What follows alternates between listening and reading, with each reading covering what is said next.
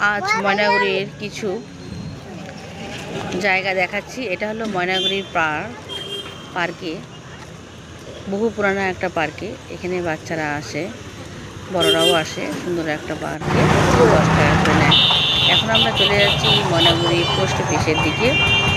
এই হলো Maynaguri post office, পার্কের পাশেই। এখানে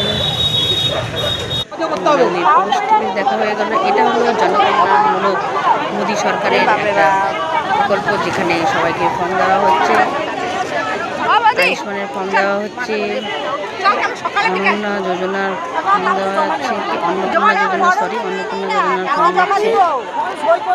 আর যাদের শৌচালয় নাই তাদের দিচ্ছে। তারপরে রেশন কার্ড,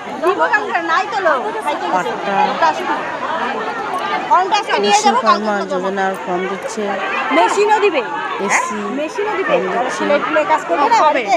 এই যে ফর্ম দিছে ওরা স্কুলের কিসে আয়ুষ্মানেতে দুটো ফর্ম দিচ্ছে। আর দিচ্ছে কোথায়?